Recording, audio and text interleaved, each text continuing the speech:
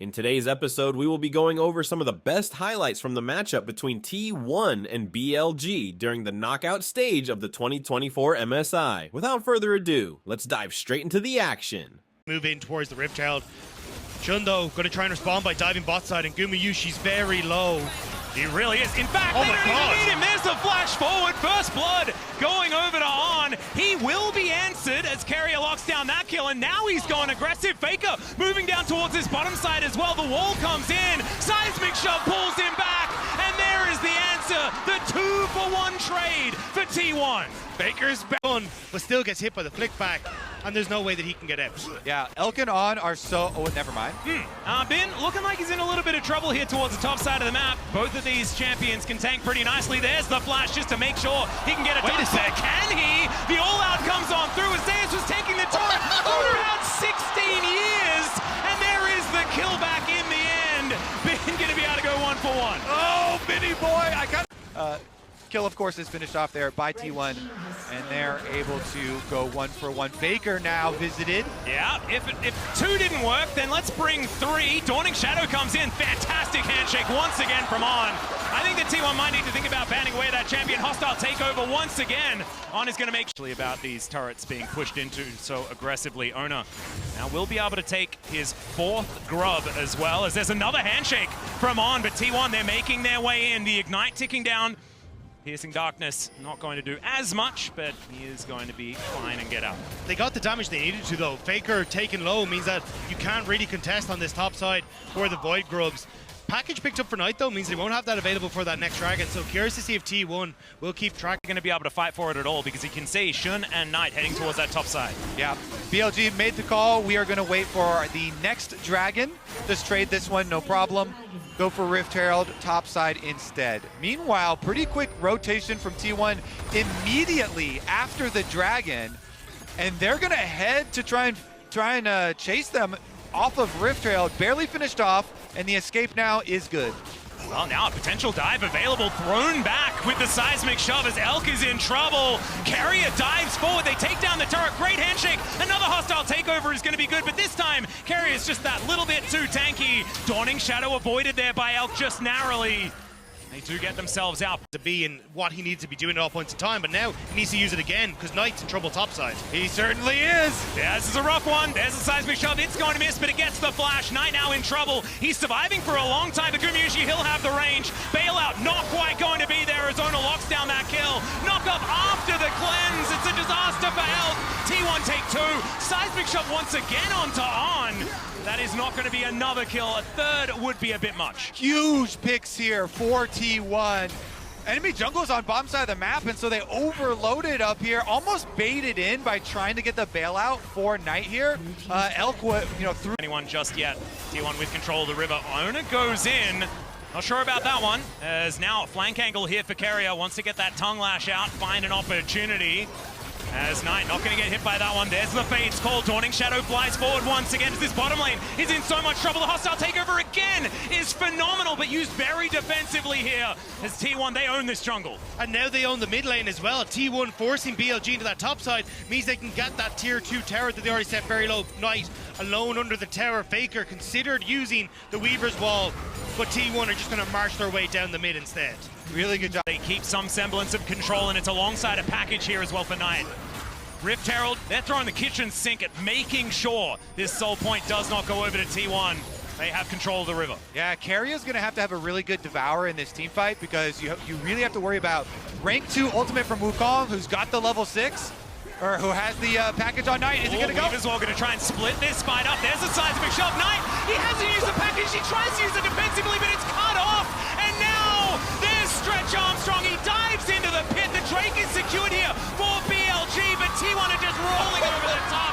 Ben, he can't Cassante his way out of that one. And it is an ace almost, as On is the only one that survives. Talia, and it is a clean sweep. Well, I think we should have known. Talia, hard counter to Corky. It's impossible to play that matchup, and now we understand on both sides, just don't do it. Oh. Gotta say, it's not the first time we've seen Knight struggle more fun in this game. Not quite working out. There's now BLG. They're looking to try and defend here with 3. Elk moving on up. You can see Knight making his way forward as well. Unstoppable used here by Bin. to absorb some of that CC, but there's another Weaver's Wall that will guarantee this inner turret. I thought Faker was going to go a little bit further on that one, but instead he is going to take the safer route. Has to use the Fate's Call as On is going to be saved. Carrier just standing in that front line. Zeus on the flank angle. The Zac looking for that opportunity. There is the Weaver's Wall to go through. Dawning Shadow to make sure that T1 are all absolutely fine. And in goes Zeus. Doesn't find the stretching strike, but he just doesn't take damage. Knight gets a decent package this time around, but the Cyclone does absolutely nothing. Ona tries to go aggressive. Knight gets at least one there as the bailout comes in, and T1, they're just a brick wall. They're not going to be taken down. Their health bar is still above 50% on, having to get out of there. And Knight, there is just nothing left in the tank. Carrier just chasing after him, tongue at the ready, and Faker will throw the rocks at the Renata to finish off the support. Zeus, yeah, this might take some time, but I think he might be able to get it. And there it goes, just lands the slingshot, and down goes the Corki. The shields or Carrier shields with Zeus just being unkillable in these fights. T1 just walk over BLG. Well, yes, very slow, just walk to game, as is Zeus, as we saw just there, landing the slingshot very nicely as T1 have started off the Baron. They have all of the control. Zeus just bodyguard here for T1. Gamushi backing up his support. As Carrier slinks into Fog of War once again. Bin trying to aggressively position himself, trying to get his way in. As he eats all of those rocks, there's another wall as the Cyclone, this time into the backline, is fantastic. It lands onto Gamushi, but it's a trade of 80 carries. And Zeus is buying so much space. There goes the Wukong. Zeus, is he going to take damage? Will he? Will it happen? He will, and then he'll heal it. Yes, so he will. He'll continue to take damage, but heals way more than he takes as Knight is trying to hide behind the Gromp. Where do you Stay go? still for me, buddy. Nope, not going to work out there. Tried to be tricky. Knight was caught between a frog and a cat. Baron at the same time. Zeus says, I'll go for the end. You get the objectives. Yep. He's not going to be killing anyone, but he does manage to take down that inhibitor turret like you were talking about. And yeah, slowly but surely. Yes. Putting his blobs against the inhibitor. Doesn't quite work out there as Carrier manages to get another wave forward, and that is the Baron being... And a blob. So Shun dealt with, thanks to Owner and Faker. And then Knight just does not do enough damage on Corki. And there goes Shun. Okay. Just pop goes the Weasel. I'm done, Talba. And Carrier, he can lick this turret down if he would like to. And there's the Zac in once again, lands right on top of On. Just not quite able to do too much. And yes, there are 3 members of BLG now throwing sticks and all sorts of stuff towards their Zac, but he still wants to go aggressive. Bin moving forward, and he is very, very tanky, but T1 just look undeterred. They will be able to take the inhibitor towards the bottom side of the map. Just one inhibitor remaining, and He wants the Q instead. Owner killed the creep, come on. Well, T1 now have a minion wave towards this turret. Still looking for a dive attempt. Weaver's Wall does come down. That will guarantee this one.